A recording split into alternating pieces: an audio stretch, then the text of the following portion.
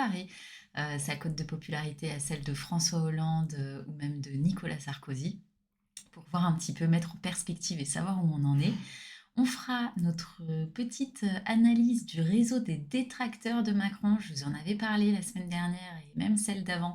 Je vous avais dit qu'on allait essayer de mapper un petit peu ces détracteurs et voir finalement comment est-ce qu'ils sont organisés et est-ce que tout tourne autour de nos deux gros fameux comptes qu'on a souvent vus sur Twitter qui sont Marcel Effant et Anonyme Citoyen.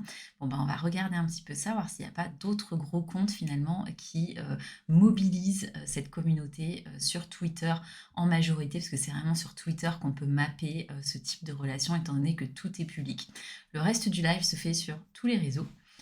Et puis ensuite, ce qu'on va faire, c'est qu'on va regarder un petit peu les sondages pour 2027. Alors évidemment, c'est très tôt, c'est seulement dans 4 ans. Mais l'idée, c'est de voir un petit peu ce que vous en pensez, voir où est-ce que vous vous situez sur l'échiquier. Est-ce que vous êtes surpris peut-être de cet échiquier qui commence à se dessiner dans les sondages? Et évidemment, on va regarder le même échiquier dans les réseaux sociaux pour voir les performances des pages de ces politiques qui sont aujourd'hui considérés comme des potentiels candidats à la présidentielle de 2027. Alors évidemment, c'est pas un sondage, hein, ça reste les réseaux sociaux. Donc, pardon, ça vient de sonner. Je suis surprise que ça sonne chez moi à cette heure-ci.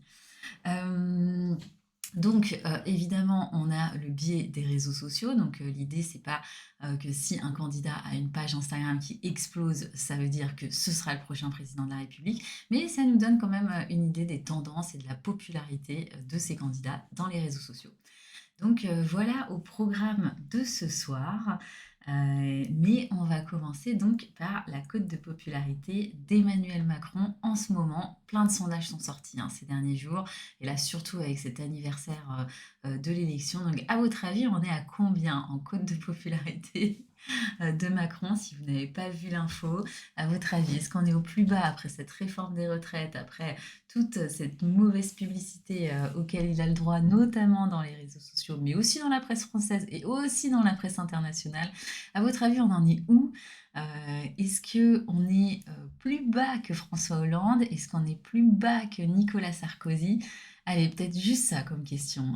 Est-ce que Emmanuel Macron fait pire selon vous que François Hollande ou et Nicolas Sarkozy?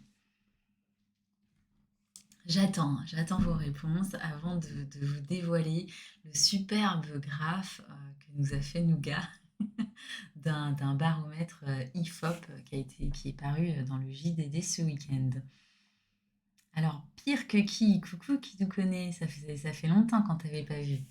Pire que François Hollande, que Nicolas Sarkozy, que les deux? Alors, Rolny Serra qui nous dit 28, on sent qu'il est renseigné. Il est mieux dans les chiffres, je pense, nous dit Tupac. Et alors, donc, qui nous connaît pense qu'il est pire que les deux. Tupac pense que c'est mieux que les deux. Eh ben écoutez, allez, hein, je vais pas créer du suspense plus longtemps et on va regarder ça ensemble. Donc ce baromètre IFOP qui est paru dans le JDD ce week-end. Hollande doit conserver le all-time low, s'il vous plaît. Pire pour MML 92. Eh ben écoutez, vous le voyez, il fait pas pire. Donc bien joué pour Tupac. Pas bien joué pour Kidou Kone, pour MMLFR. Là pour le coup, vous vous êtes planté. Non, il ne fait pas pire. Il ne fait pas pire que François Hollande, qui garde le plus bas historique de ces trois présidences, hein. Donc François Hollande qui était tombé à 13%. Là, aujourd'hui, selon les derniers sondages, vous le voyez ici, attendez, je vais vous aider un petit peu avec la souris. Vous le voyez ici, Emmanuel Macron est à 28%, donc Rolny Serra avait le bon chiffre, bien joué. On sent qu'il est renseigné. Est-ce que tu passes tes journées sur BFM ou mieux ou pire? C'est news. Non. Non, je pense qu'ils ne doivent pas avoir les mêmes chiffres en plus. J'avais entendu dans une matinale radio, donc c'est un peu de la triche, nous dit Tupac. Mais non, c'est pas de la triche, c'est très bien d'écouter la radio. France Inter, qui a battu des records d'audience lors de la dernière vague Donc janvier-mars, je travaille dans le 6e. Sud Radio à coup sûr.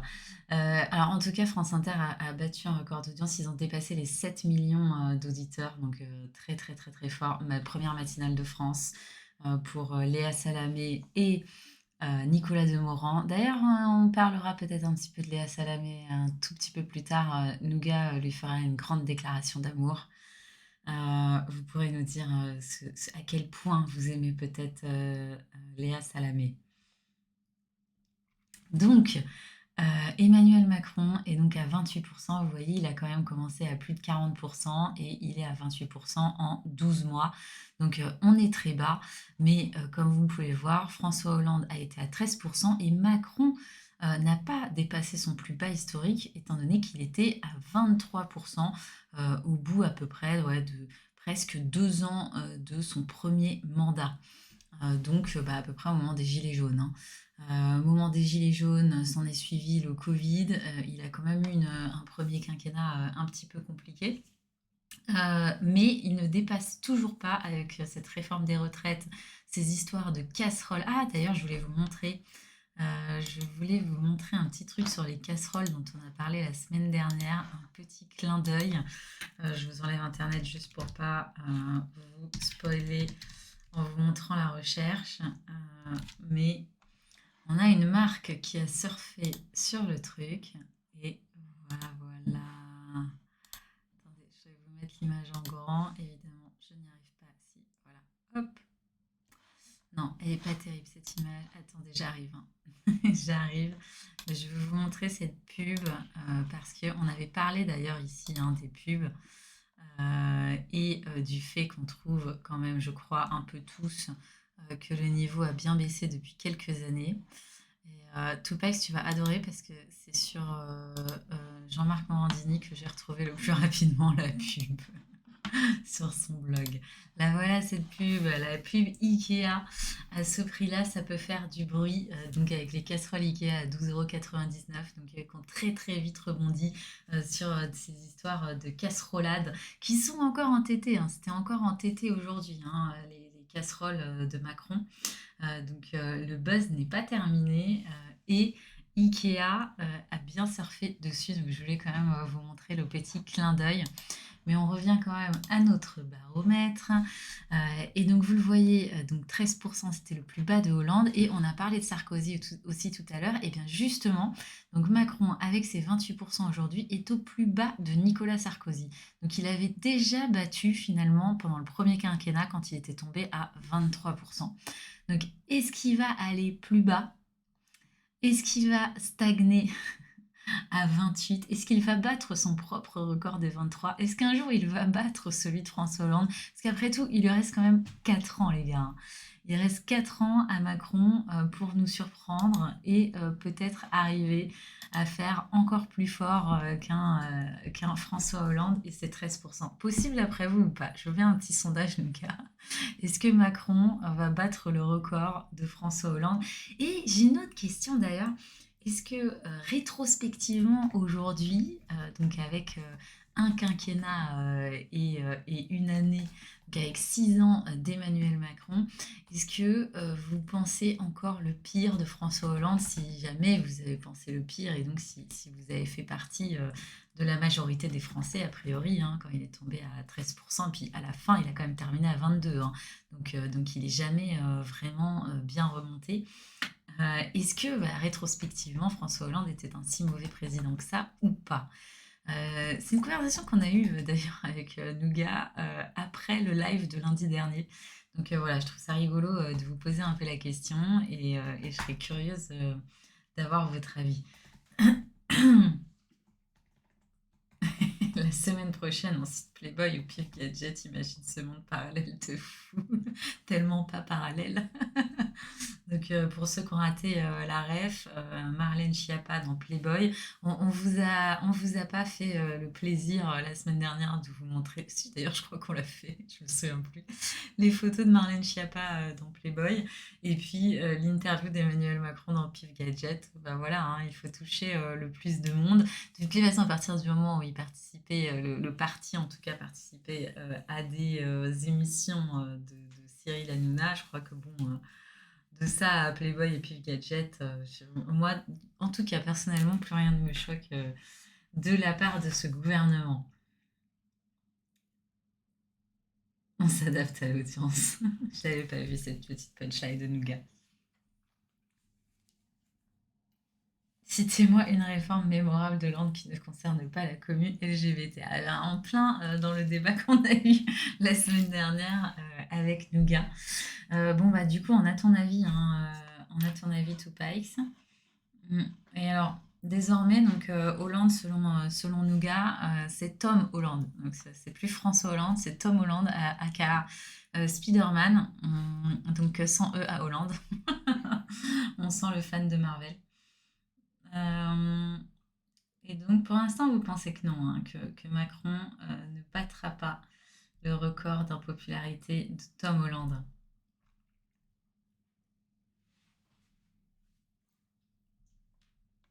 Allez les gars, j'attends vos votes.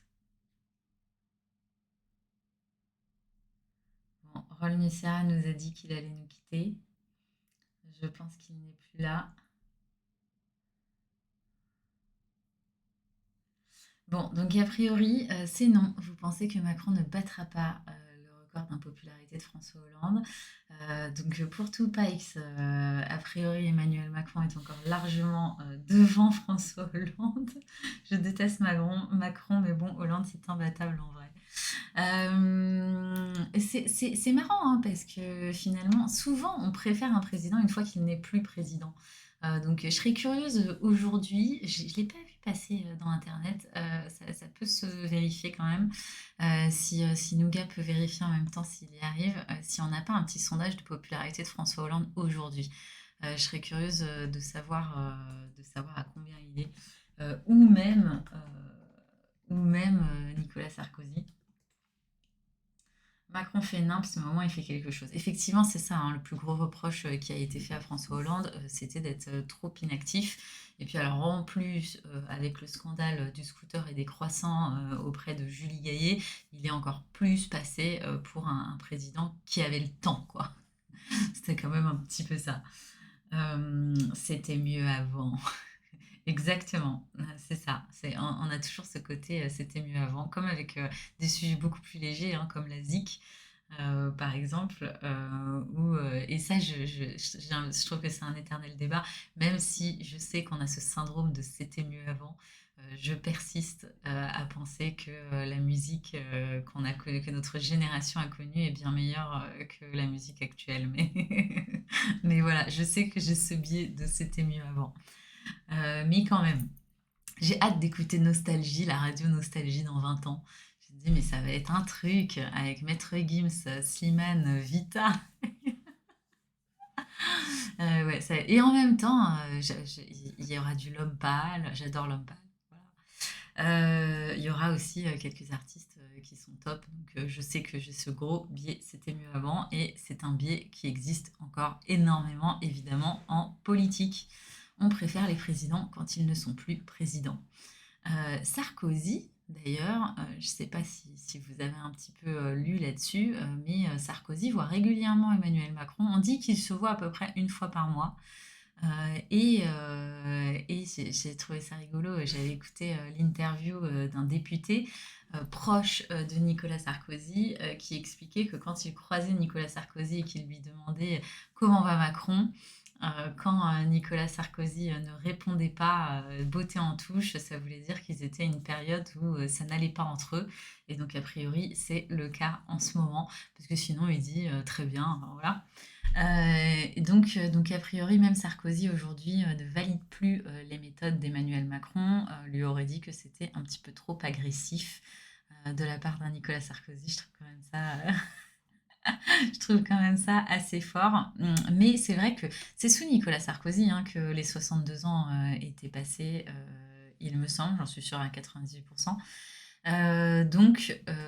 Et ce n'était pas passé avec un 49-3. Et d'ailleurs, il avait dissolu l'Assemblée juste après, si je ne me trompe pas. Donc les méthodes sont quand même différentes. Et pourtant, Nicolas Sarkozy apparaissait comme un personnage beaucoup, beaucoup, beaucoup plus autoritaire qu'Emmanuel Macron.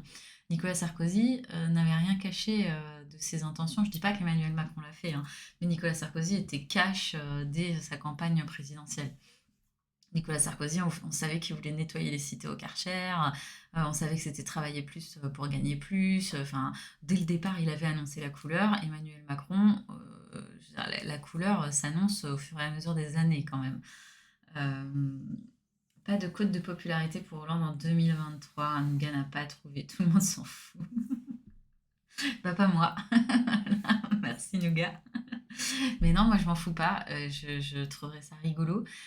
D'autant plus, c'est marrant que tu dises tout le monde s'en fout, alors que il y a 1 heure tu me disais, je te balance, hein, que François Hollande pourrait être le candidat de la gauche en 2027. Il va y avoir plein de sondages ce soir, hein. Allez, vas-y, go sondage. Est-ce que d'après vous, François Hollande pourrait être le candidat de la gauche modérée, donc en dehors de l'extrême gauche, en 2027? Qu'est-ce que vous en pensez? On essaye de trouver, d'ailleurs presque depuis le début de Le Bruit, on essaie de trouver les prochaines figures politiques à gauche, et c'est un travail très difficile. Et voilà, et Nougat, un petit peu plus tôt dans la soirée, pensait que François Hollande pouvait être du coup, ce serait pas une nouvelle figure, hein, ce serait un recyclage.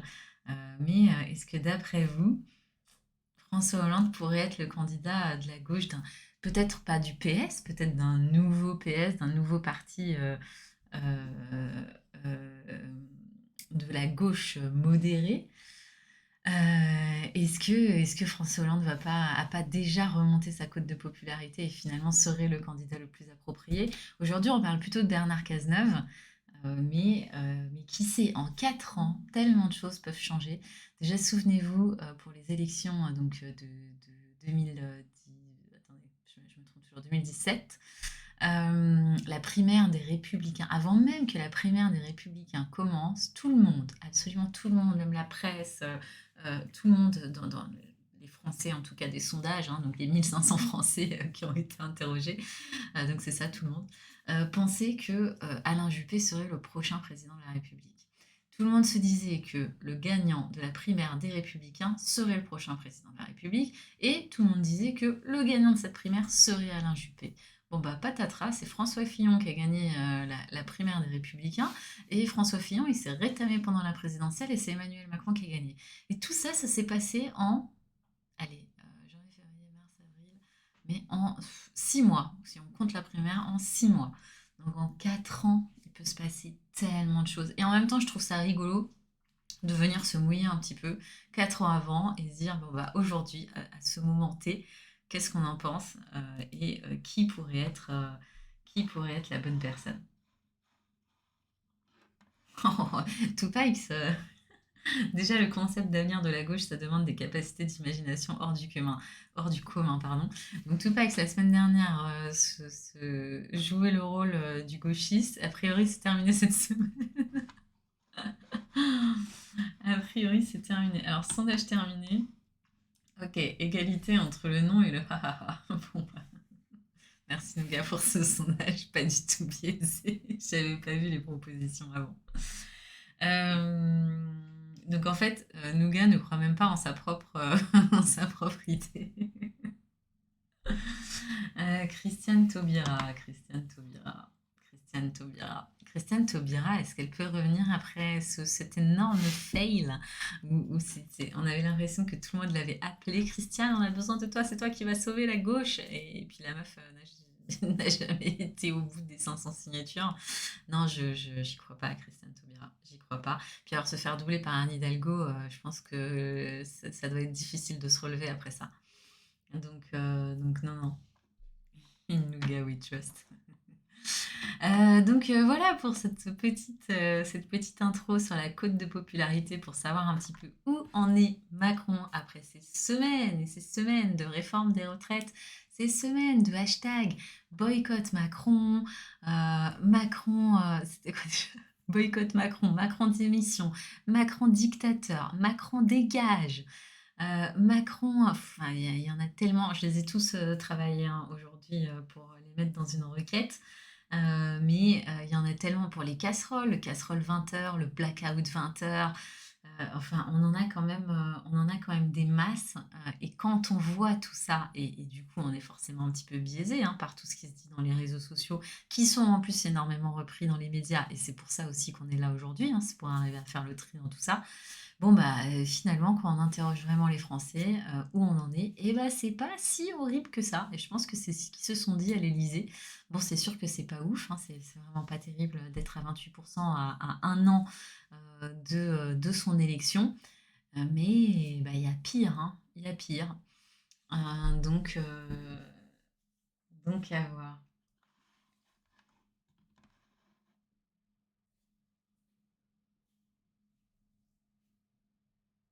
Hidalgo, Hamon, Hollande, les 3 H.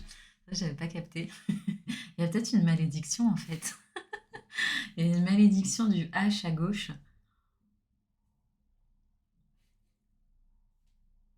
Elle n'aurait pas fait 2%. Plus Samuel Valls. Donc voilà pour cette partie code de popularité. On va avancer un petit peu les gars. Et je vais quand même vous demander un truc s'il vous plaît, si vous pouvez jouer le jeu. C'est réfléchir pendant tout ce live si vous avez une idée donc de personnalité politique qui pourrait incarner cette gauche modérée. Et vous pouvez nous le dire, que ce soit pendant le live, si ça vous prend d'un coup que vous avez une idée, ou à la fin de ce live, parce qu'à la fin de ce live, on va vous parler d'une personnalité en particulier à laquelle on a pensé parce que c'est quelqu'un qui fait des scores dans les réseaux sociaux qui sont assez importants, mais dont on ne parle pas forcément comme un potentiel candidat en 2027, mais en tout cas qui pourrait peut-être incarner une gauche d'ici là.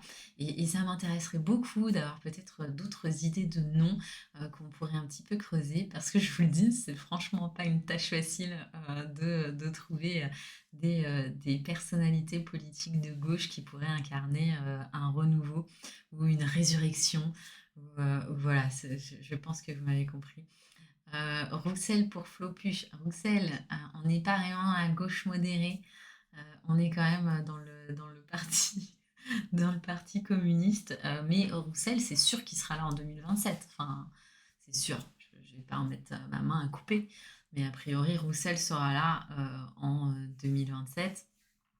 Peut-être aussi, on le voit, hein, que les extrêmes montent au fur et à mesure. Bah, Emmanuel Macron a quand même capté des voix, que ce soit au LR, anciennement UMP, ou au PS, ce qui les a énormément affaiblis au profit finalement des extrêmes.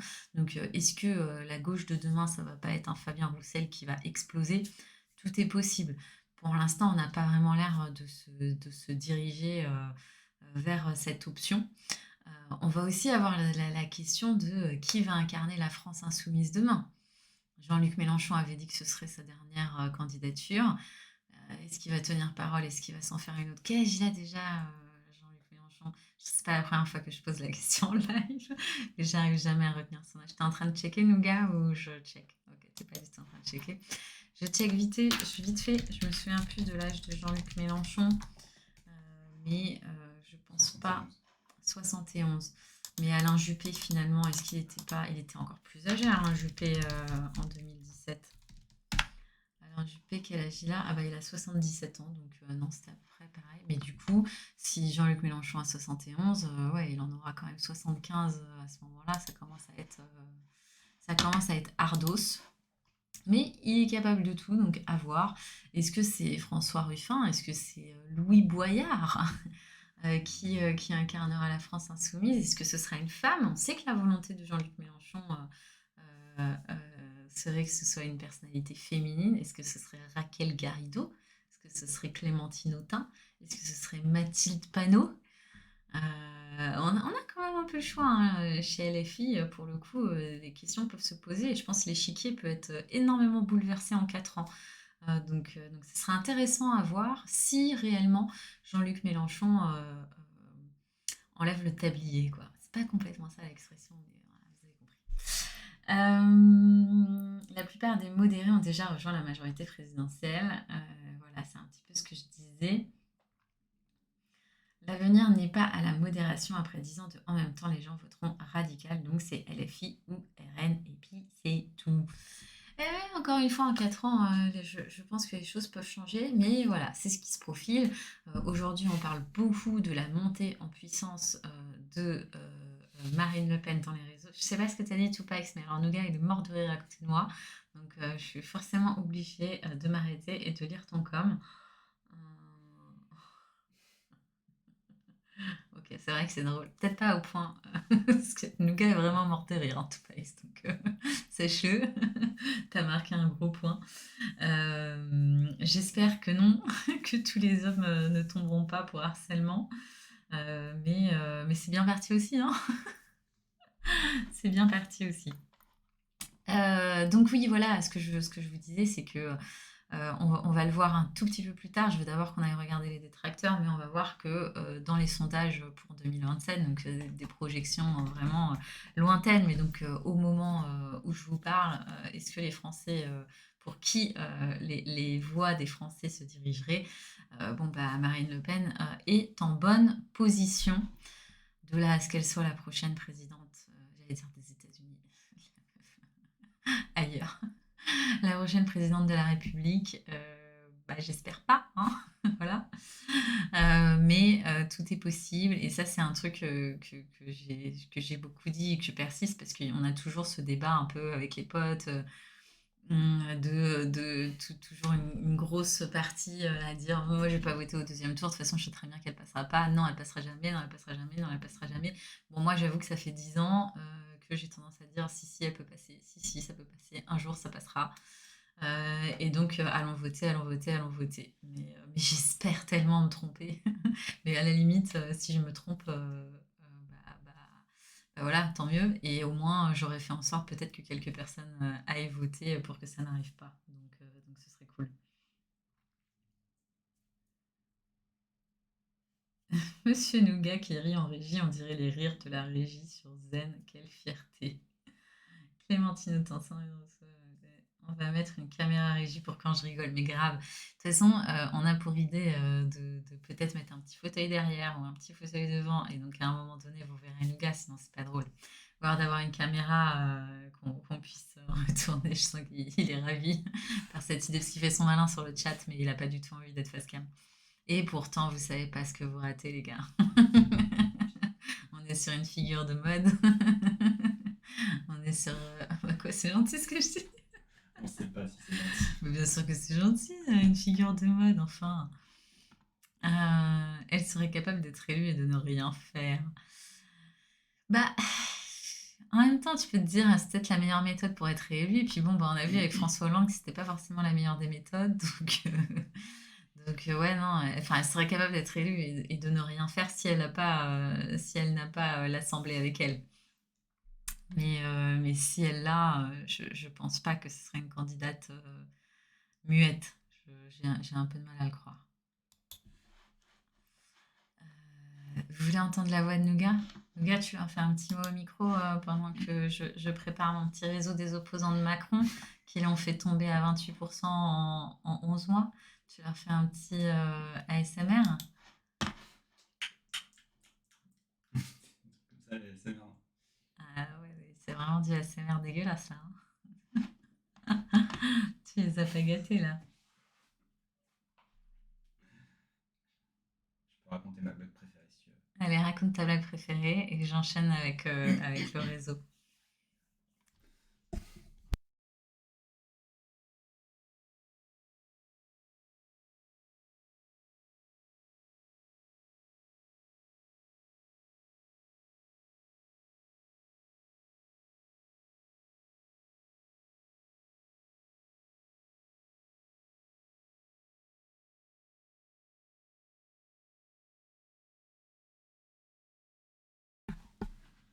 Ah, j'ai muté sans faire exprès, vous avez raté un truc. Je suis désolée. Ah, tu l'as refait, tu l'as refait.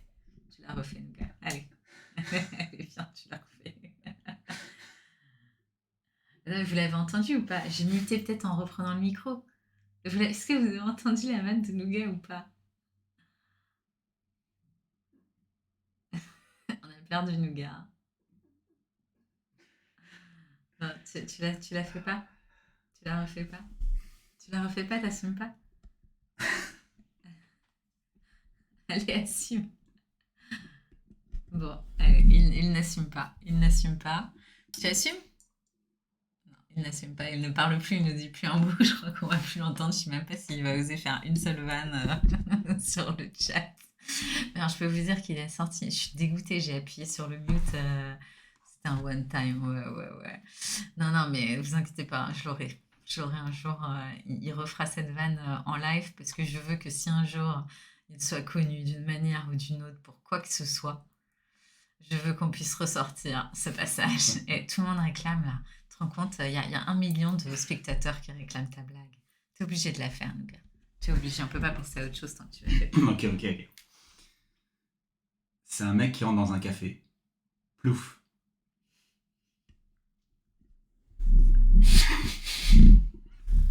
Je vais le laisser t'écrire.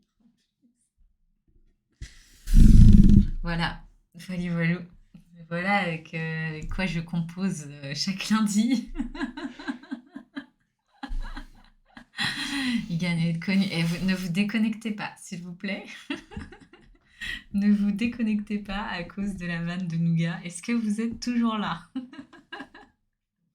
Il n'y a plus personne. Tu les as tous fait fuir. Tu les as tous fait fuir. Voilà, Tupac s'en va. On n'a plus personne. Non, non, non, restez, vous inquiétez pas, je vais le contenir. Et, j'ai perdu, j'ai pas perdu, voilà. Et je passe tout de suite à autre chose pour pas laisser durer trop longtemps ce moment de solitude que Nougat est en train de vivre. Vous auriez pu au moins faire un petit haha sur le chat pour pas qu'il soit trop gêné parce que là il est tout rouge, il n'en peut plus. Il oscille entre le pâle et le tout rouge. Et donc voilà cette fameuse map que je voulais vous montrer. Je voulais vous montrer un peu ce réseau des détracteurs. Alors comment est-ce que j'ai construit ce réseau? J'ai répertorié donc tous les hashtags anti-Macron. Donc on est sur le boycott Macron, sur...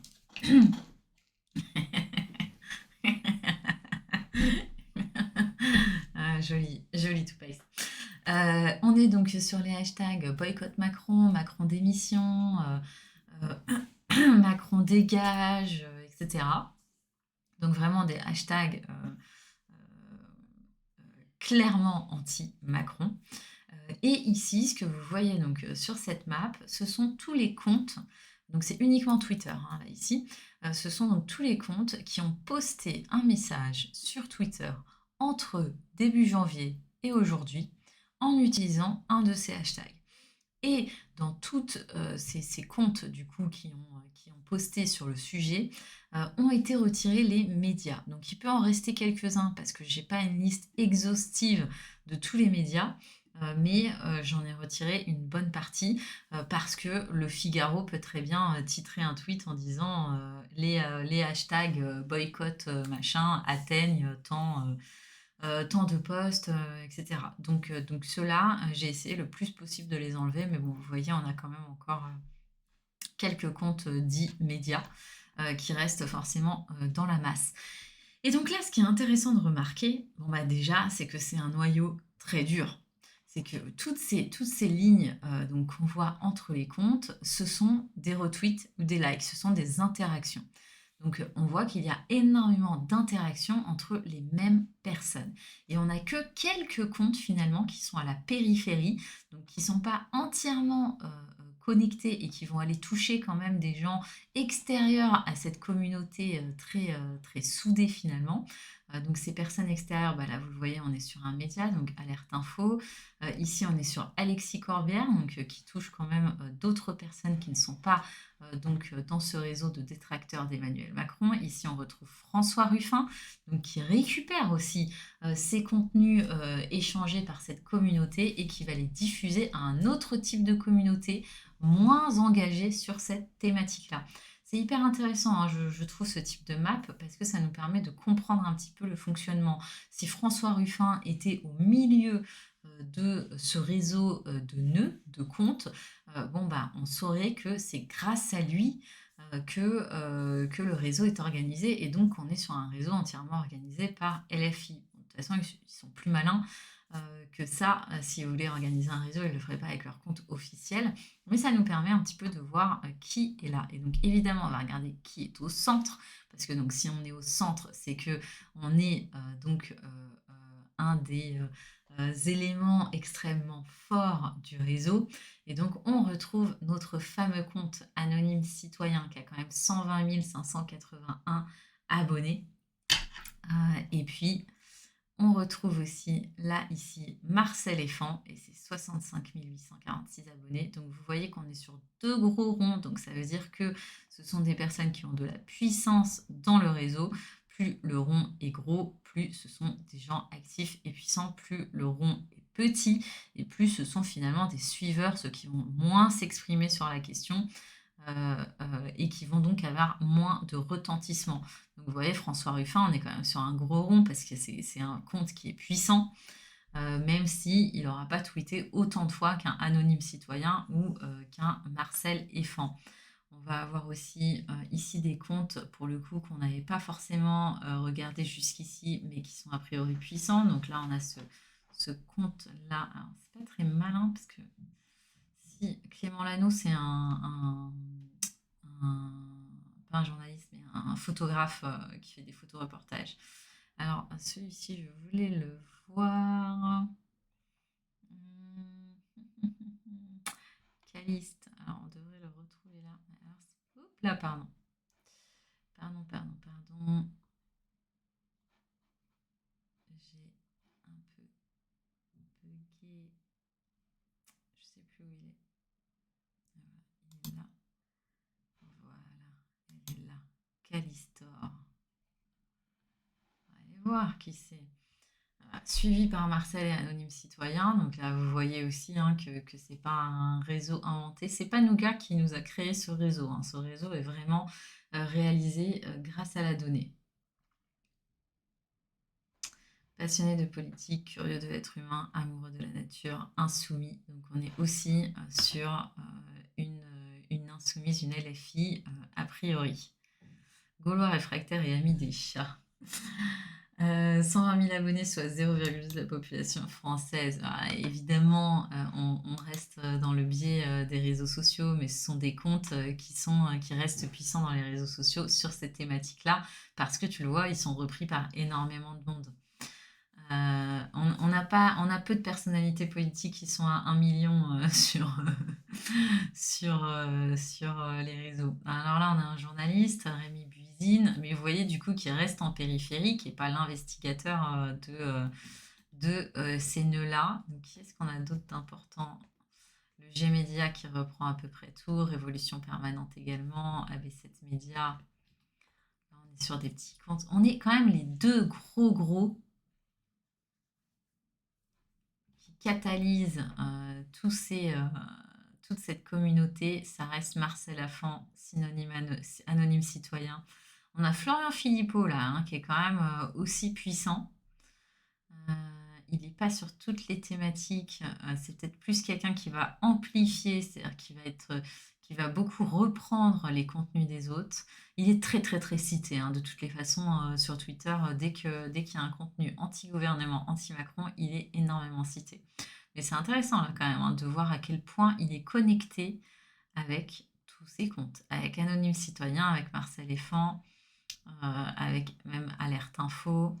Il est énormément connecté avec Nicolas Dupont-Aignan. C'est assez rigolo.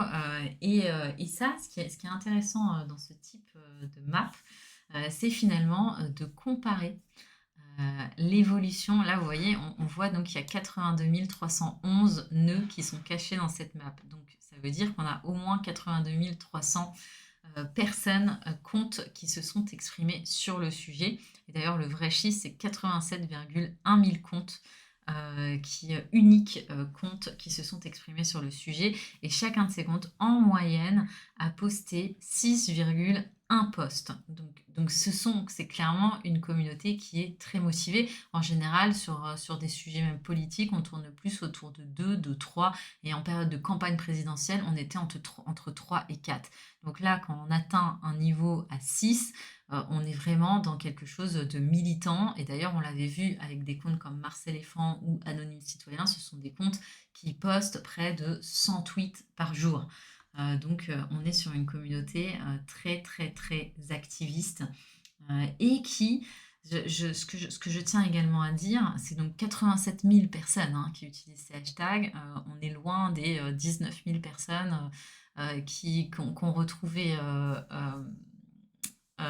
sur la thématique précise de la réforme des retraites, et surtout les 5000 qu'on retrouvait sur la thématique précise de la révolution.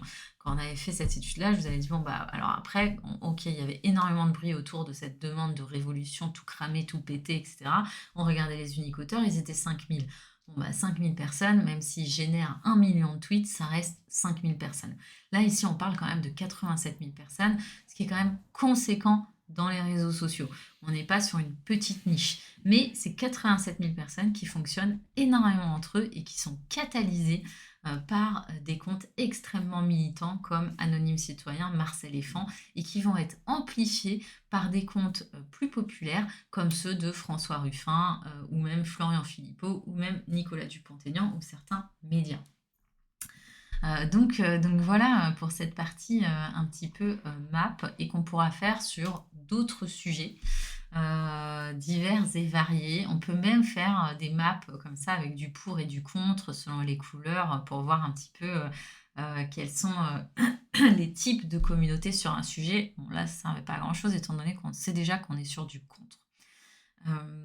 Donc ça me paraissait important de vous montrer ça, vu le nombre de fois où on avait discuté de ces détracteurs au sujet de la réforme des retraites. Toupax qui nous dit parfait exemple du mec qui a beaucoup d'audience mais qui finit par faire 0% aux élections.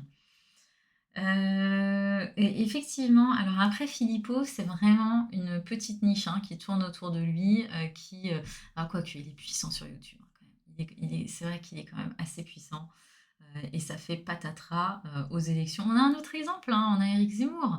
Éric Zemmour, il a cartonné dans les réseaux sociaux, hein, il était très très fort, en tout cas au début. Après, ça serait un peu quand même ramasser la gueule aussi dans les réseaux.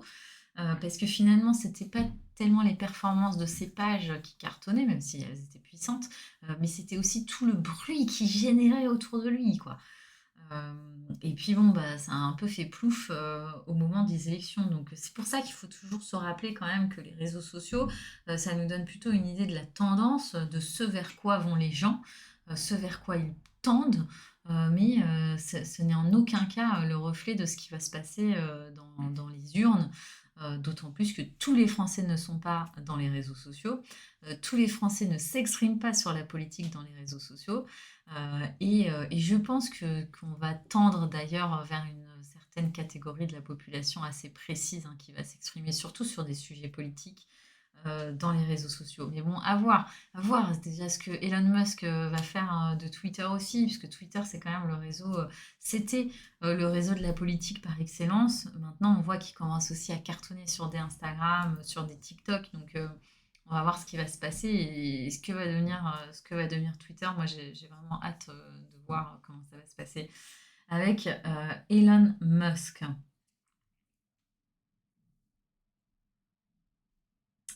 Et oui, c'est vrai ce que dit Nougat, on en parlait effectivement, communicant, c'est pas la même chose que candidat ou homme politique. On va parler de personnalités là dans la suite de ce live, qui sont puissantes dans les réseaux sociaux. De là à penser que ce seront les prochains candidats à l'élection présidentielle, ou même les gagnants à l'élection présidentielle, pas forcément. Je pense qu'il faut retenir d'un candidat qui est puissant dans les réseaux sociaux, c'est qu'il a forcément des idées qui génèrent quand même de l'émotion, de la viralité, et donc une communauté.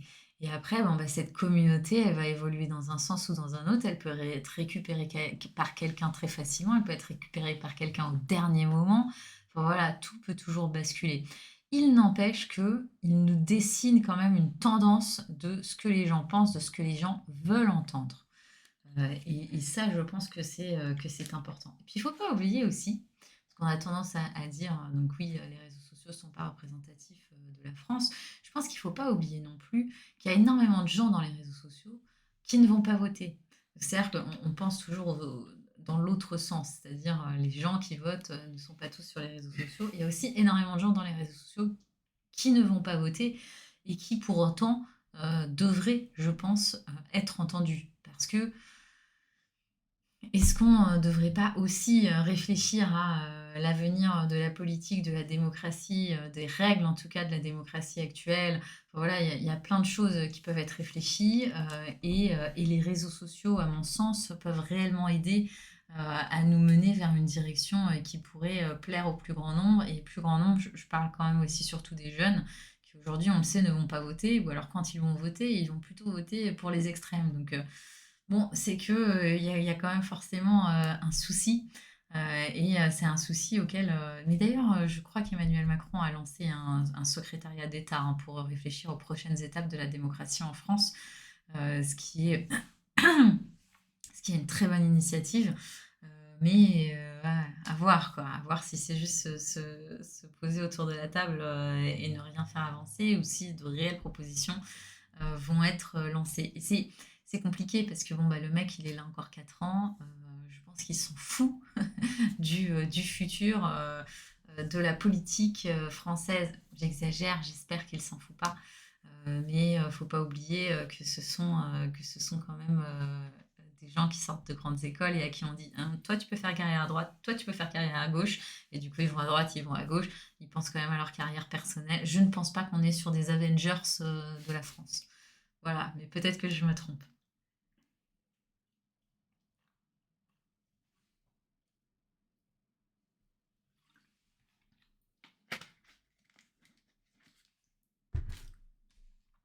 Pardon, j'avais besoin de m'abreuver un peu après ce long monologue.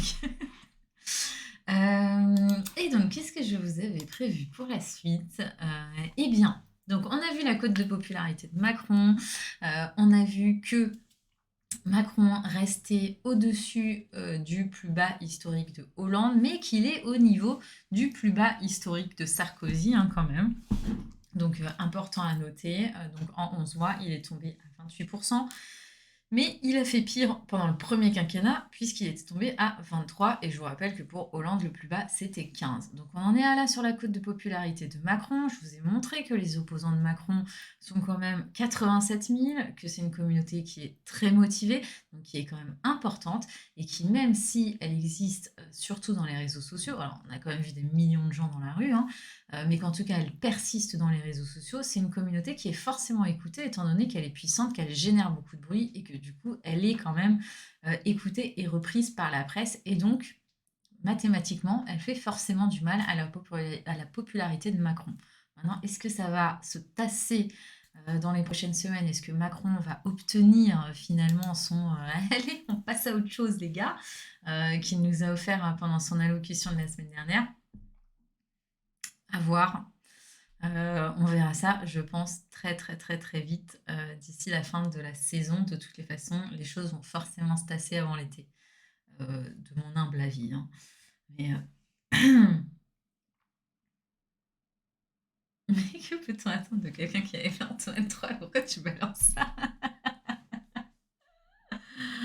N'importe quoi. Mais les super-héros passer l'adolescence. Alors, je rectifie tout de suite ça.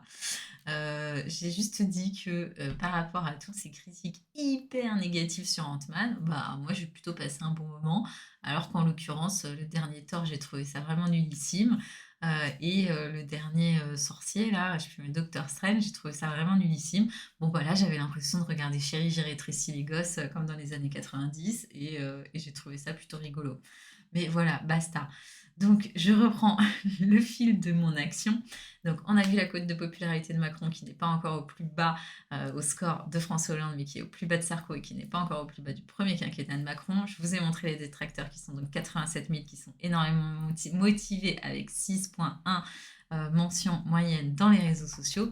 Maintenant, ce que je veux qu'on regarde, c'est où on en est du dessin d'un échiquier pour 2027. Donc, qui serait présent sur cet échiquier? N'oubliez pas que je vous ai dit en début de live d'essayer de réfléchir à un candidat qui pourrait représenter la gauche modérée en 2027. Donc, j'attends des petites propositions n'importe quand pendant le live. C'est quelque chose qu'on pourra vérifier à la fin. Et puis, moi, je vous en proposerai un que j'ai trouvé dans les réseaux sociaux.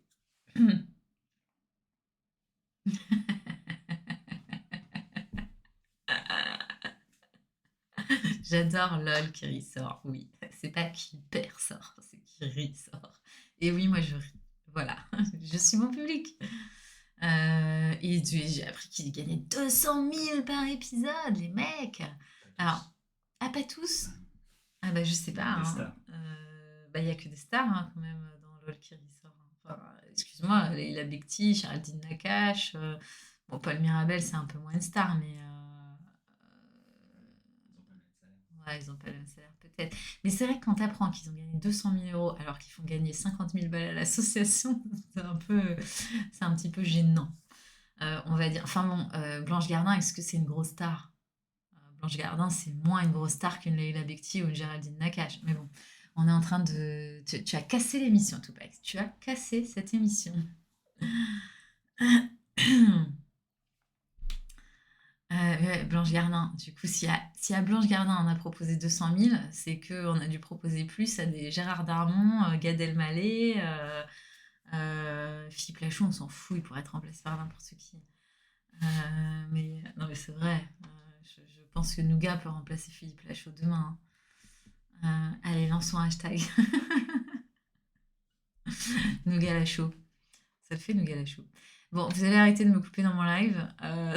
Donc, je voudrais qu'on regarde un peu ensemble l'échiquier de 2027.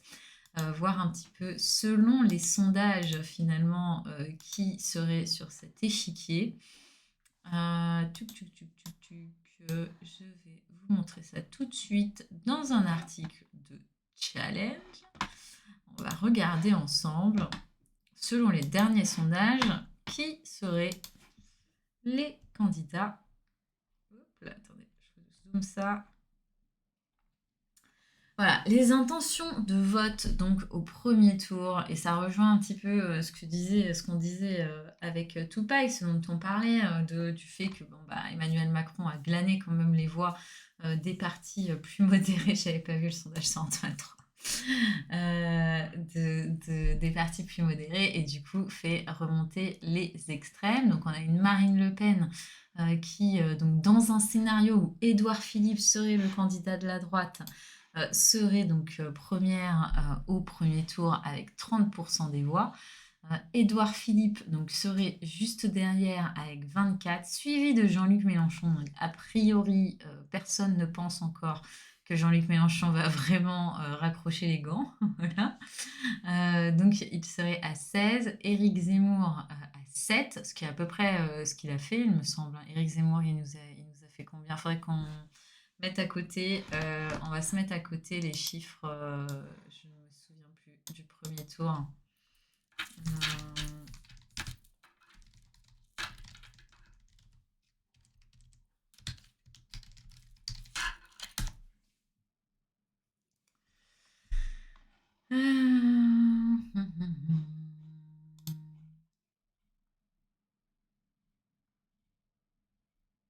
Alors, les résultats du premier tour, donc, attendez, je suis sur la bonne année, ouais, 2022, ok.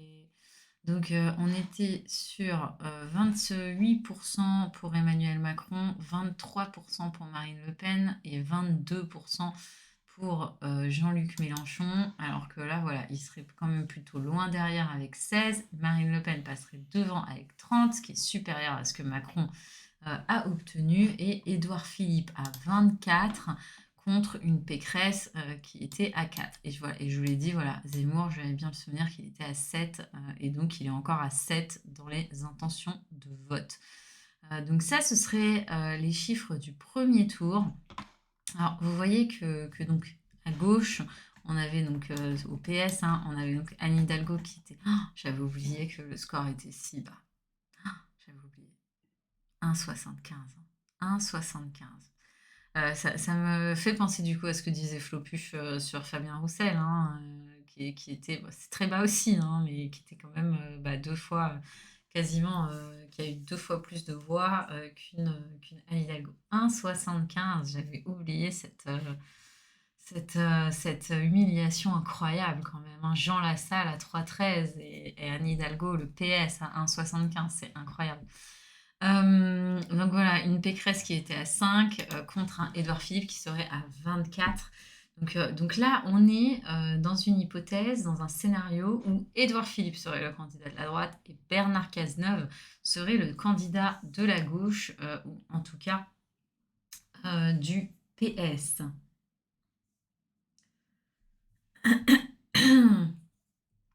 30 seulement pour Le Pen, j'aurais dit plus à Vinet. Ah ouais, dis donc, c'est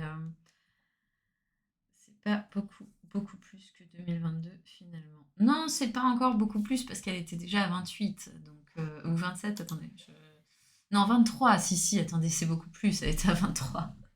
C'est Macron qui était à 28, elle était à 23, 7 points de plus, si, c'est énorme. C'est énorme en à peine un an. C'est ça aussi hein, qu'il faut se dire. En un an, elle passerait de 23 à 30. Bon, avec un échiquier différent, étant donné qu'il y aurait plus un Emmanuel Macron, mais finalement Macron était à 28, Édouard Philippe à 24. Donc on reste... non, elle a pris énormément de voix dans les sondages. 2% pour Anne, et ça c'est avant le désastre des JO. Même pas 2%, même pas 2%.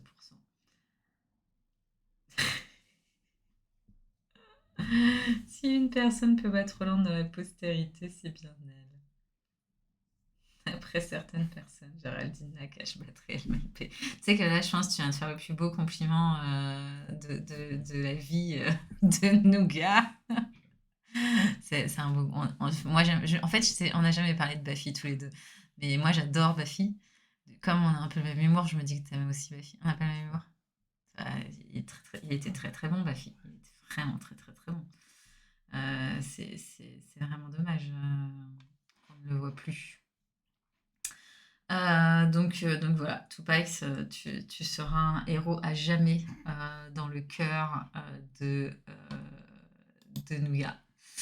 Alors, si finalement ce ne serait pas Édouard Philippe, mais ce serait Bruno Le Maire, donc, effectivement, dont on parle pas mal. Bon, bah là, ce serait encore pire. Marine Le Pen serait à 32, toujours 18 pour Jean-Luc Mélenchon et 16 pour Bruno Le Maire, au lieu des 20 pour Édouard Philippe. Mais est-ce qu'Édouard Philippe va se présenter? Qu'est-ce que vous en pensez? Est-ce que vous pensez qu'Édouard Philippe va se présenter en 2027? Est-ce que vous pensez qu'il prépare la relève d'Emmanuel Macron ou pas? Ou est-ce que, comme Tupac, vous pensez plutôt que ce sera Bruno Le Maire? D'après vous, Doudou ou Le Maire? Petit sondage. Doudou ou Le Maire? Doudou ou Le Maire? Doudou ou Le Maire? Attends, je fais pas un sondage. Si tu fais un sondage, Doudou ou Le Maire? D'après vous, là, si vous deviez parier, qui serait le candidat de la droite, enfin de En Marche, à l'élection présidentielle de 2027? Est-ce que ce serait Doudou ou est-ce que ce serait Le Maire, Doudou aka Édouard Philippe?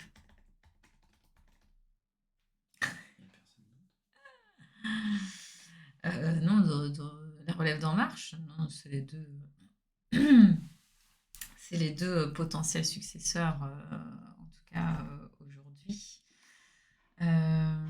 Mais je pense qu'on sera tous d'accord hein, qu'aujourd'hui, le candidat qui prendrait la succession d'Emmanuel Macron, je dis En Marche, mais c'est plus En marche. J'ai perdu le nom. Si quelqu'un peut me le remémorer. Mais moi, je pense que ce sera Édouard Philippe.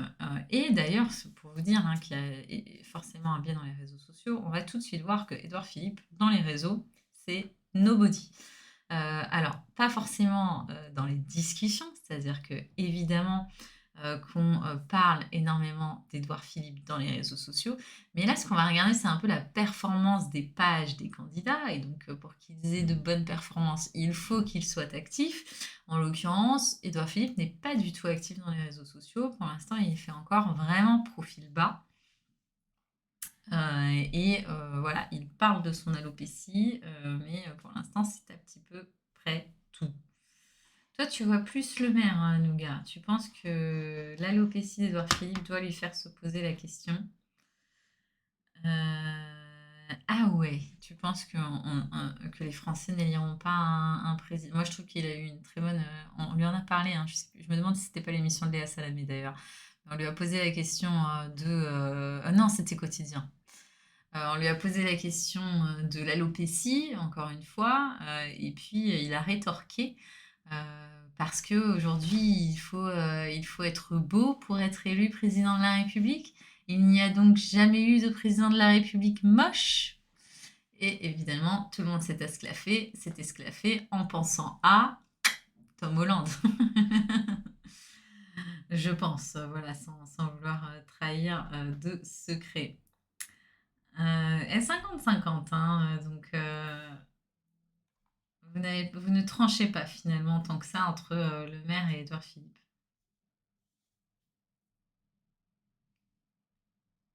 Ah ouais, l'alopécie, c'est pas une maladie, Nougat, hein. Non, mais je veux dire, à part le fait que tu perds tes cheveux, t'as aucune autre séquelle. Oui, mais je te parle plus dans la débilité des gens. Ah d'accord, genre les gens seraient tellement débiles qu'ils se diraient qu'il est malade. Je pense pas que les Français soient si débiles, hein. Je pense que tu sous-estimes un peu la France, là. Mais on verra, mais non, je suis pas d'accord avec toi. Je suis pas du tout d'accord avec toi. Je pense pas que l'alopécie soit. Bah, c'est une maladie, mais ça n'a pas je veux dire, c'est esthétique. Tu vois, ça, j'ai pas le mot. C'est pas handicapant, c'est ça que je veux dire.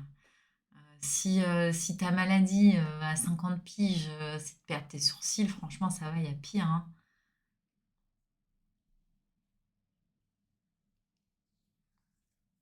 Oui, dans un monde d'images, c'est esthétique, ouais. Mais ouais. Vous me déprimez un peu, hein.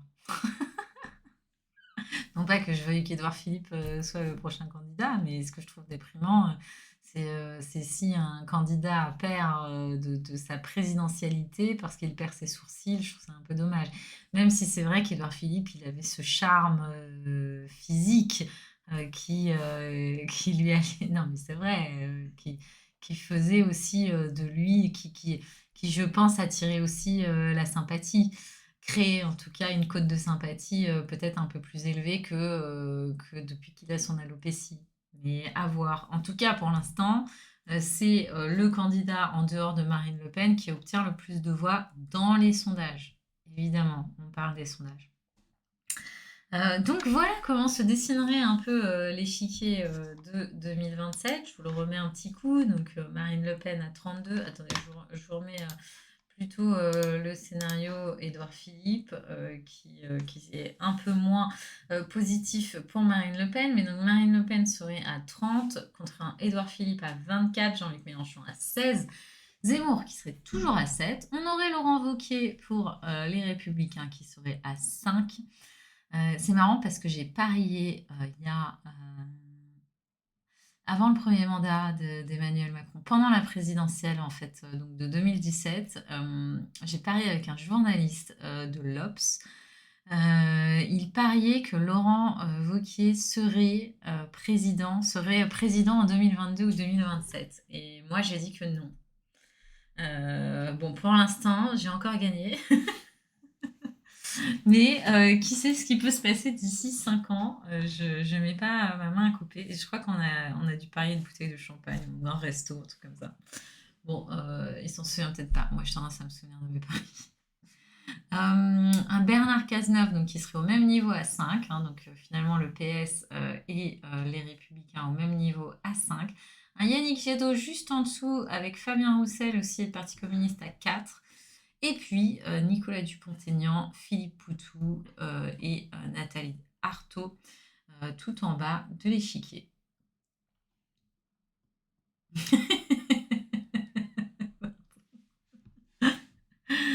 Pardon, Tupac, tu m'as fait rire. Castex, genre il a chargé ses lunettes sur son nez. Il s'est crié à la vie. Et, et pourtant, ça arrive à tout le monde. J'ai déjà cherché mon téléphone en étant au téléphone. Donc bon, je ne peux pas me moquer, même si je trouve que c'est très drôle. On peut le revoir, mais grave, évidemment, qu'on peut voir ça. Tu nous le retrouves, Nougat Tu nous le retrouves, Nougat. Tu nous le retrouves et tu nous l'envoies sur le mail du bruit. Nougat, il est en train de rigoler tout seul. Envoie-le nous, il est de rigoler tout seul. Tu l'envoies sur un autre Gmail, sans vouloir faire de pub, évidemment. Je te l'envoie en MP surtout. Ah bah non, en fait, c'est pas ce que je veux. C'est plus simple si tu m'envoies sur Gmail. Et après, je vous montre quand même mon échiquier social media, les gars.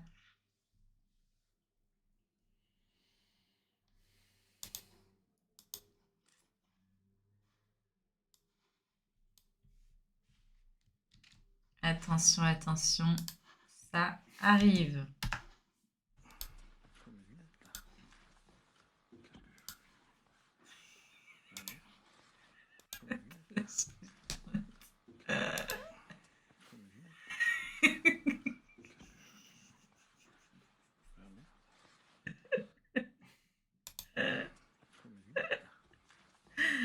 C'est excellent ça.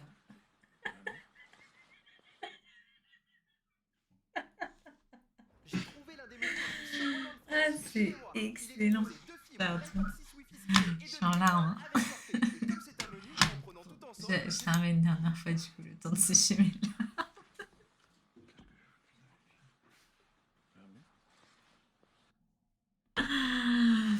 Ah là là là là là là. Très très très bon.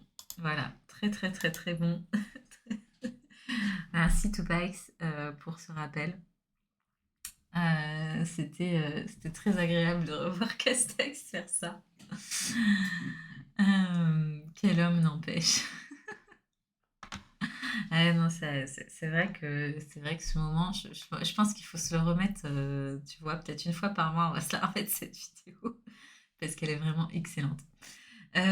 Donc maintenant, après avoir chialé, je vais vous montrer donc l'échiquier dans les réseaux sociaux. Donc ce qu'on va faire, c'est qu'on va regarder par réseau social quelles sont les performances des pages de ces fameux potentiels candidats à la présidentielle de 2027. Voilà, c'est ça l'idée. Donc, encore une fois, ça ne veut pas dire que ce seront bien les candidats en 2027, ni que le numéro 1 va gagner, mais ça nous permet un petit peu de savoir quelle est la popularité, en tout cas, de ces candidats dans les réseaux sociaux. Et ce qu'on va regarder dans ces graphes que je vais vous montrer tout de suite, on va commencer par Instagram. Ce qu'on va regarder, c'est les bulles qui sont le plus à droite, qui sont le plus à droite de l'échiquier. Et du coup, là, c'est à gauche pour vous, c'est à droite. Les Google.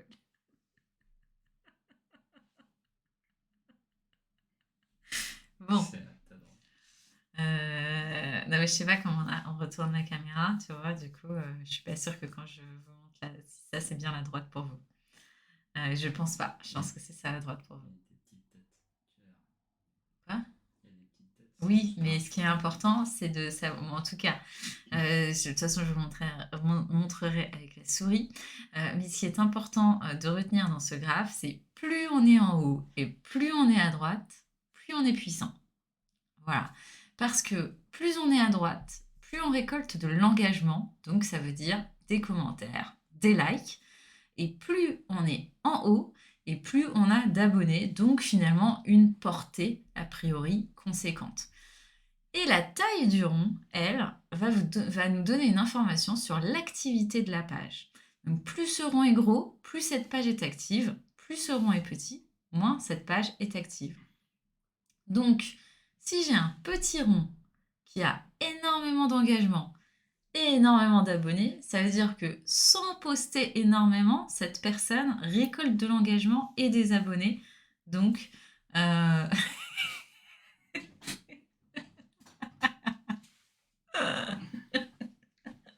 raccourci de Tupac, le résumé, j'adore. Ça veut dire que même en postant peu, cette personnalité récolte énormément d'engagement et a beaucoup d'abonnés, donc un rayonnement assez important. Donc voilà, c'est un premier volet d'analyse que je veux qu'on regarde ensemble et on va le regarder par réseau social parce que ça n'a pas forcément de sens de comparer tous les réseaux entre eux. Mais évidemment que certains candidats vont être peut-être puissants sur un réseau et peut-être moins sur un autre. Mais ces graphes-là, ça va nous donner une base dont on va se servir pour... ce qu'on va faire, c'est que la prochaine fois qu'on fait le même exercice, donc a priori dans un mois, on le fera fin mai ou tout début juin, on refera exactement ces mêmes graphes et on verra où en sont les bulles, comment est-ce que ces bulles ont évolué, donc vers la droite, vers le haut ou au contraire vers le bas. Et ça nous donnera une idée de la tendance, de la popularité de nos candidats. Et puis dans un second temps, on ira plus loin, on ne va pas le faire ce soir parce que ça fera un petit peu lourd, mais on ira plus loin et on regardera les conversations en plus que ces candidats génèrent sans même leur page. Donc voilà l'idée de ce premier échiquier. C'est la première fois du coup qu'on vous montre ça. Et on va l'améliorer graphiquement parce qu'on va pas se mentir, c'est pas le meilleur taf de Nougat. C'est vrai, hein, franchement. Et donc voilà notre premier échiquier donc sur Instagram. Et donc au grand bonheur de Tupac, plus on est à droite, donc plus on est vers le logo Instagram, plus on récolte de l'engagement et plus on a d'abonnés. L'idéal, c'est d'être à la place du petit logo Instagram.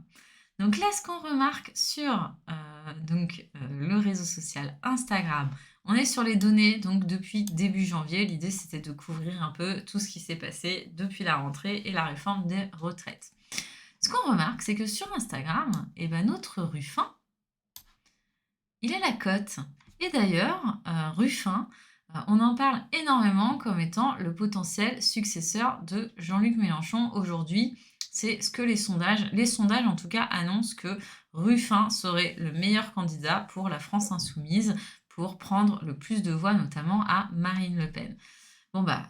En tout cas, sur Instagram, François Ruffin est puissant. Il a une activité de 213, donc ce qui fait que son rond est assez conséquent, presque le même niveau d'activité qu'Éric Zemmour, donc qui est très actif. Mais il récolte plus d'engagement et il a un tout petit peu plus d'abonnés. On a en revanche au niveau des abonnés, on a deux personnes qui sont au-dessus. On a Marine Le Pen et on a Jean-Luc Mélenchon. Mais alors, c'est bien d'avoir des abonnés, sauf que l'idée, c'est que ces abonnés-là s'engagent avec la page. Si on a des abonnés qui ne s'engagent pas, si on a des abonnés qui sont muets, ça ne veut pas dire qu'ils sont réellement pour les idées qui sont partagées. Quand on est pour une idée partagée par un candidat, on la like, on s'engage avec le contenu. Bon, et bien là, c'est moins le cas.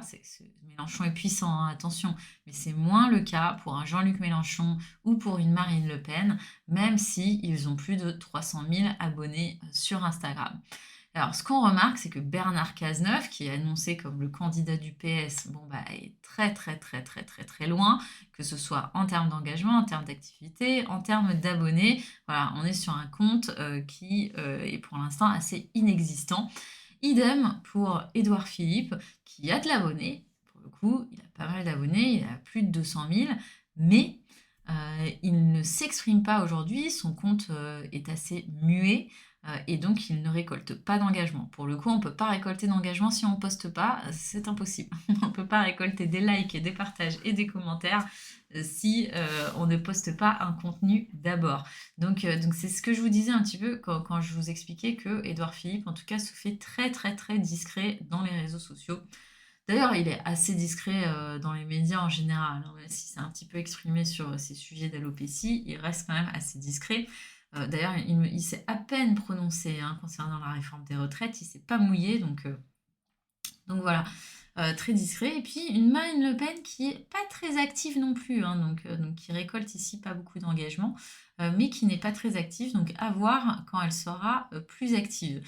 Et puis on a quand même notre petit chéri des réseaux sociaux, hein, Louis Boyard, qui récolte quand même plus d'engagement qu'un Jean-Luc Mélenchon, même si il a beaucoup moins d'abonnés, près de 3 fois moins d'abonnés.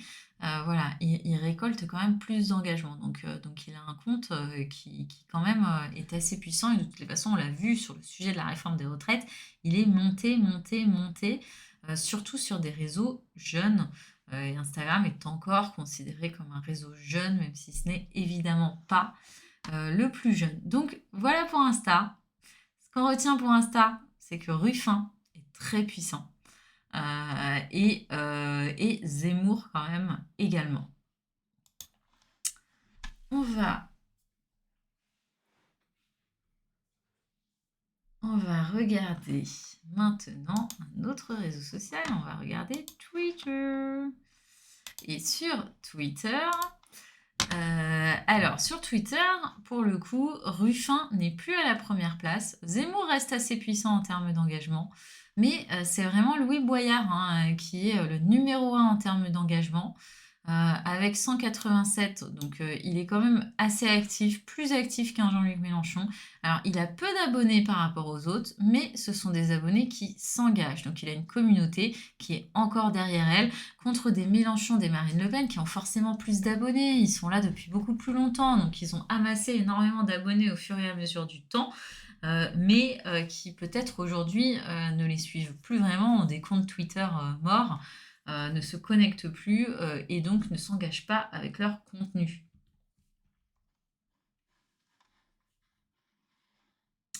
Et oui, donc du coup, oui, Louis Boyard, fort sur Twitter, comme le remarque Flopuche. Et puis, bah oui, Cazeneuve toujours à la ramasse également sur Twitter, avec ce tout petit rond. C'est 15 petits posts en 4 mois quand même, et très très peu d'engagement. Et puis alors, Édouard Philippe, n'en parlons même pas. Il a de l'abonné, hein. Édouard Philippe, il poste pas, mais il a de l'abonné. Donc, il a en tout cas un terrain favorable, on va dire, parce qu'il a déjà la communauté, mais c'est une communauté qui n'est pas du tout développée, qui n'est pas qu'on ne mobilise pas. Voilà, contrairement du coup à un Cazeneuve qui n'a ni la communauté ni la mobilisation. Donc c'est un petit peu plus compliqué. Donc voilà, un Louis Boyard qui récolte donc autant d'engagement avec ses 187, il est quand même aisé de penser que si Mélenchon était à 187 et restait sur cette même moyenne, il serait a priori devant Louis Boyard, hein. Donc c'est aussi à relativiser. Et puis à noter quand même hein, qu'un Zemmour, donc aussi nouvelle personnalité, on est quand même sur 3 ici. Allez, on va prendre ces 4 personnes dans le tableau, hein, Louis Boyard, Éric Zemmour, Ruffin et puis Mélenchon, qui sont donc assez puissants sur Twitter, quand Édouard Philippe et Cazeneuve sont à la ramasse, et puis Marine Le Pen quand même hein, très très active par rapport aux autres, et pourtant derrière. Donc un peu à la ramasse finalement sur Twitter depuis que Zemmour est arrivé, qui lui a quand même fait beaucoup d'ombre sur Twitter. Zemmour a relativisé aussi parce qu'on est sur 413. Donc on se doute que s'il était un petit peu moins actif, il passerait sûrement assez vite derrière pour se retrouver peut-être à peu près au même niveau que Marine Le Pen. Et donc à voir si cette photographie des réseaux sociaux aujourd'hui sur les 4 derniers mois va évoluer au fur et à mesure du temps. Il ressemble à un tigre. Qui est-ce qui ressemble à un tigre? J'ai pas suivi qui ressemblait à un tigre. Ah, c'est OK, la vanne de Louis Boyard, Fort Boyard, OK. C'est bon, j'ai raccroché les wagons. Donc voilà pour, cette photographie de Twitter. On passe à Facebook. Donc Facebook, on retrouve encore une fois un François Ruffin, très puissant, comme on l'avait sur Instagram. Alors il n'avait pas à rougir sur Twitter, mais là, vraiment sur Facebook et Instagram, François Ruffin est au top, hein. C'est-à-dire que c'est lui qui récolte le plus d'engagement. Alors il est très actif, mais moins actif par exemple qu'un Éric Zemmour qui récolte beaucoup moins d'engagement sur Facebook. On a nos deux vieux de la vieille qui ont énormément d'abonnés, qui sont quand même aussi très actifs, mais qui récoltent moins d'engagement. Donc Ruffin, très puissant sur Facebook, et puis à l'inverse, Louis Boyard, beaucoup moins puissant sur Facebook, réseau social en même temps un petit peu plus vieux, et un Louis Boyard qui est assez jeune, pour pas dire très jeune, hein, je crois qu'il a 23 ans de mémoire. Donc on reste sur une personnalité politique jeune et qui n'est pas forcément adaptée au public présent sur Facebook.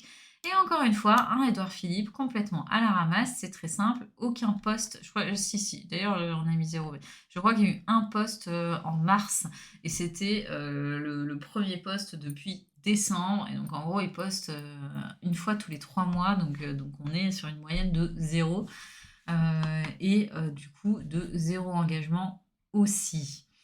En revanche, là où il y a une petite coquille nougat, c'est que le 0 d'Edouard Philippe doit être plus haut parce qu'il a quand même des abonnés. Donc tu t'es un peu foiré en le mettant là, quoi.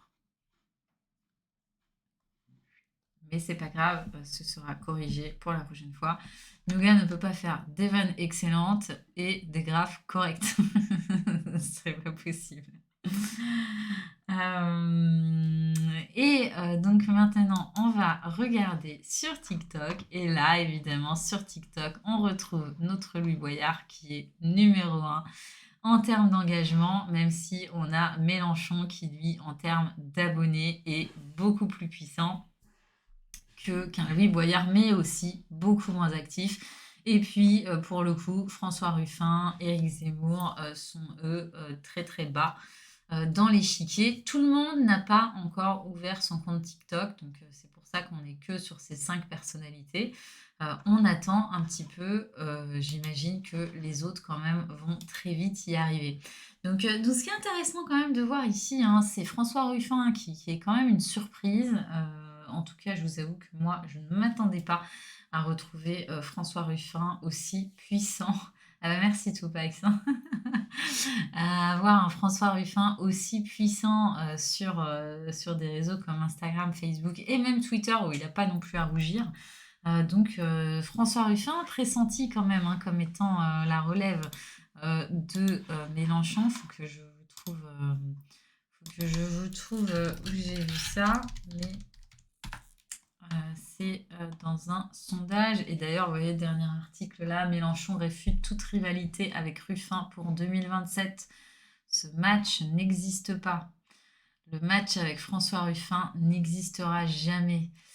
Euh, donc voilà, parce que on nous dit que François Ruffin, et là du coup on est assez raccord avec les réseaux sociaux, que François Ruffin pourrait être le candidat de la France Insoumise pour l'élection de 2027. Voilà, selon un sondage Elab pour l'Express, le député de la France Insoumise ferait un bien meilleur candidat que Jean-Luc Mélenchon à la prochaine présidentielle. 53% des électeurs de gauche et écologistes le plébiscitent.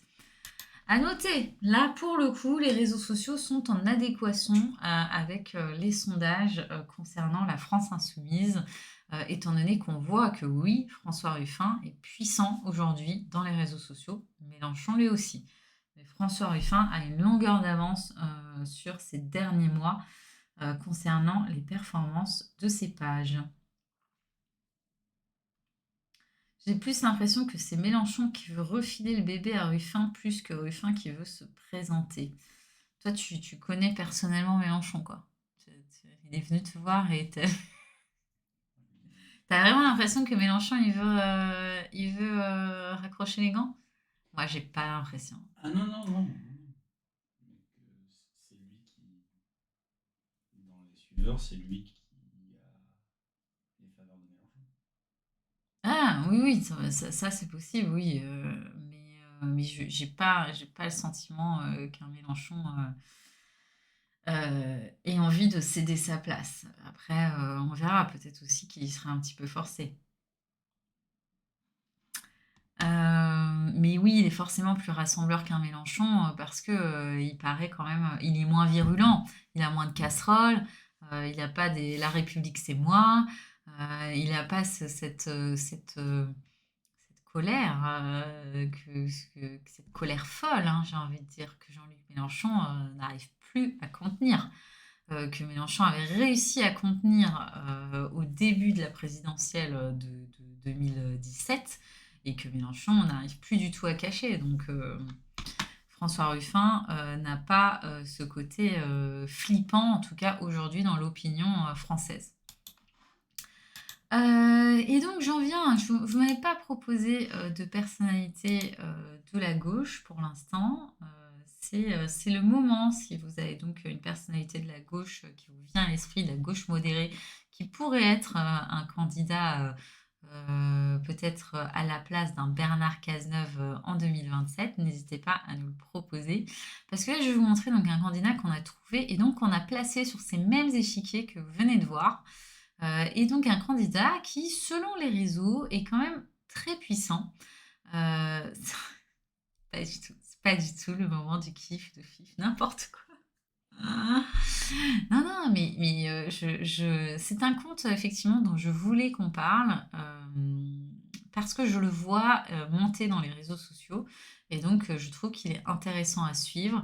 Après, je ne le connais pas, mais comme ça, là, je n'ai pas l'impression que ce soit quelqu'un qui ait très envie de se présenter en 2027. Peut-être que je me trompe complètement, mais c'est pas forcément l'impression que j'ai. Il n'empêche que c'est une personne qui monte énormément. Et non, ce n'est pas Cyril Hanouna. Lui, pour le coup, il y a moyen. Il est capable de se présenter en 2027. Est-ce qu'on serait vraiment sur de la gauche modérée? Je ne sais pas. Et donc, voilà, on va voir un premier réseau où il est particulièrement puissant. Quand je dis particulièrement puissant, c'est-à-dire que sur le réseau social Instagram, il explose tout le monde. Là, vraiment, il explose tout le monde en nombre d'abonnés, il explose tout le monde en nombre d'engagements, et pour seulement 34 posts. Donc vous imaginez la moyenne d'engagement par post par rapport à un François Ruffin, dont on a dit déjà qu'il était le plus puissant sur notre échiquier. Donc, de qui on parle? Voilà, il explose tellement qu'il a pris la place du logo Instagram et je vous ai dit, il faut être à la place du logo Instagram. Donc cette personne, c'est Raphaël Glucksmann. Raphaël Glucksmann, député européen, anciennement PS et qui maintenant est Place Publique, il a créé son propre parti, qui a quand même créé un groupement avec le PS. C'était le candidat également du PS pour les élections européennes. Donc il a porté les couleurs du Parti socialiste aux élections européennes et a remporté son élection. Raphaël Glucksmann qui s'engage énormément dans les réseaux sociaux. Alors j'ai un peu contrairement aux autres candidats, ce qui est assez intéressant chez Raphaël Glucksmann, c'est qu'il ne poste pas beaucoup sur lui. On le voit pas à des événements, à des machins, des trucs. Il poste vraiment sur des causes à chaque fois. Il est assez malin parce qu'il demande aux gens de se mobiliser, d'aller mentionner Macron, d'aller mentionner les politiques concernées par ces demandes. Et du coup, ça génère de l'engagement, mais là, on est quand même, enfin voilà, on va pas se mentir.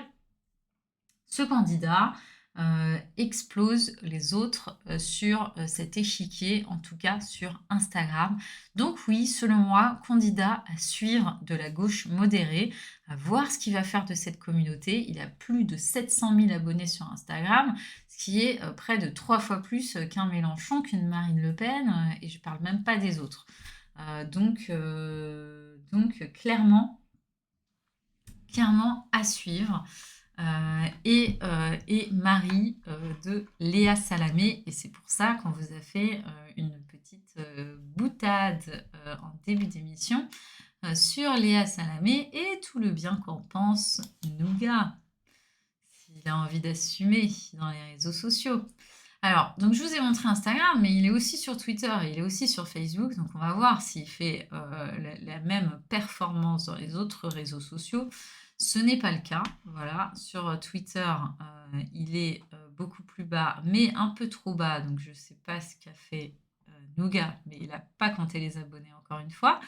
Donc il devrait quand même être plus haut que 0. Mais en tout cas, oui, je vous le dis, il est moins puissant sur Zemmour, sur Twitter, mais il n'est pas à ce niveau-là, hein. Il y a un plantage là. Il y a un plantage. On verra si Nougat arrive à corriger ça. Non. Bon, et ben c'est pas grave, on le corrigera pour le prochain. Et puis sur Facebook également, il est beaucoup moins puissant. Donc c'est vraiment sur Instagram qu'il Faut inverser Cazenave et Glucksmann, en fait. sur Facebook ou sur Twitter.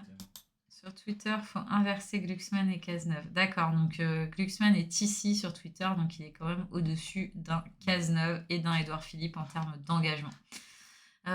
Ok, à corriger du coup pour la prochaine fois pour qu'on compare bien les deux maps. Et puis sur un Facebook aussi où il est moins puissant, même s'il n'a pas complètement à rougir, étant donné qu'il est devant un Bernard Cazeneuve ou même un Édouard Philippe. Voilà, voilou. Eh bien, écoutez, c'était la fin de ce live, c'était la fin donc de cet échiquier et donc de cette première présentation comme ça d'un candidat, enfin c'est pas un candidat, d'une personnalité politique qui perce dans les réseaux sociaux ou en tout cas ici dans un réseau social.